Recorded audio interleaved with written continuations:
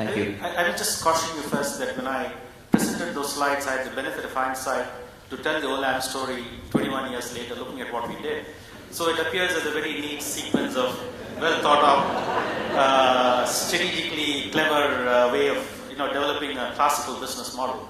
But the journey is far from that truth. It is very messy. And when we started, we struggled through the same issues that you've articulated in terms of whether you should be focused or moderately diversified or broadly diversified. I think focus is extremely important, but it is dangerous to too narrowly define your business, and it is dangerous to too broadly define your business. So by focus, you accumulate and compound your skills. So we said that we had the choice of being in agricultural commodities, or we could be in other commodity asset classes like minerals and ores and hard metals and precious metals and energy. And we said, no, we will stay focused on the agricultural complex. But within the agricultural complex, we said we want to be broadly diversified.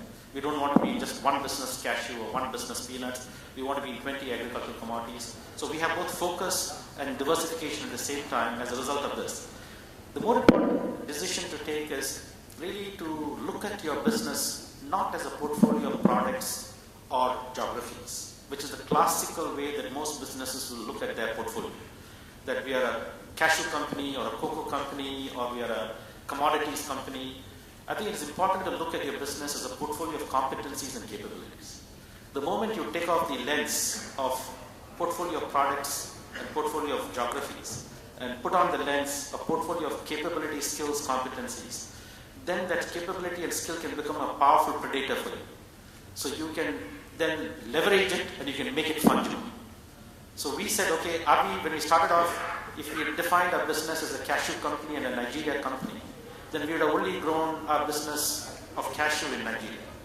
But we took that lens out and said, we have now acquired the capacity to source agricultural raw materials directly from the farm gate in tough emerging market geographies and being able to supply them reliably and to a consistent standard to our customers in the developed world. So we said we're not a cashew Nigeria business, but this is what we are, this collection of competencies. So we said, where can we make these competencies fungible into? So if you start looking at a fish business and say, what are the competencies and skills and capabilities that you have put together? And then look at that as your capability predator. And say, which new adjacent competitive spaces can you leverage that and make that fungible into? And you will suddenly see the opportunity set explode before you. And that is, I think, the heart of looking at growth. Thanks. Next comment or question, please. There's one over there. Thank you. Eniko, Singapore Management University. Every business is a people business. So as you build systems, controls, processes, can the leaders comment about what do you do to encourage a culture of innovation and entrepreneurship? Are we over-managing? Maybe we should do like what Eden School is doing. Do not manage as much. Thank you. Okay. Could I have perhaps a quick comment? And the operative word here is quick, from each one of you, starting with the lady.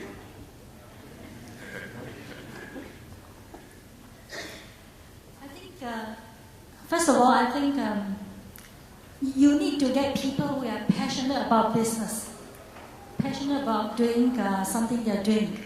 And I always tell our staff, if you think it's going to be Black Monday, then it's not fair. You probably need to look elsewhere. You should want to, on Sunday, you say, wow, I'm looking forward to working on Monday. It's so exciting, and what I call a lot of enthusiasm. I think to create the kind of organization culture, basically, you need passionate people on the job.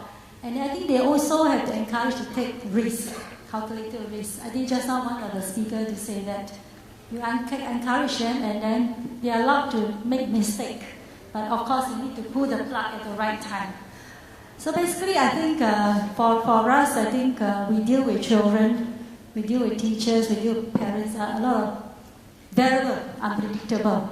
And basically, I think there's no hard and fast rule about what is right and what is wrong. So basically, I think, you basically need to trust your staff and then trust them to do new things. And only when you do new things, you have innovation, you have new ideas. And with this, I continue to innovate. So basically, I always think whether the market drives innovation, the innovation drives markets. So perhaps it works both ways. It works both ways. And you can actually think of a solution, a new innovation, actually create a needs that nobody thought about it. So basically, I think we can't do it alone. You need a teamwork. And I think the leadership need to give the kind of support that, it is okay to make mistakes. And only that improvement can take place. Great. I suppose, do we overmanage? I'll say yes. In some industries, you may need to. If you look at UPS in Singapore, we have over 1,000 staff. Worldwide, we have something like 300,000. So you certainly have to have management in place to be able to manage those people. I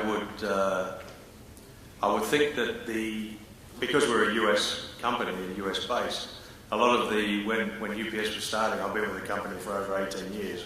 I've been in the industry for over 25. So you can see the difference between freight forwarders, logistics companies, to the integrators, as we want to call ourselves, which the express companies. I don't see that you really have a choice. The HR is one of the most important parts of our business, because without the people, we don't have a business. Same thing as without customers, we don't have a business. But people certainly are key to that. So to answer your question, in the logistics industry, yes, we would. Chris? Okay.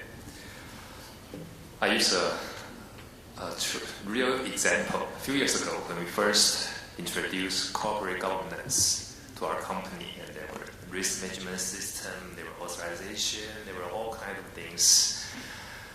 And our staff all complained about that. They couldn't think freely as they used to be. They thought there's a lot of restriction and a lot of tedious procedure of approval to get one simple thing done. But then, after more education and more practice, they finally realized that, no, actually, with that system in place, they can do things more creative, more risk-taking, because under this budget limit, for example, you can do whatever you like. So that system actually built up, that's why I use the safety nets as a metaphor for that. With that safety net, you can do all this funny, high-risk, high-difficulty performance. So actually it's an art.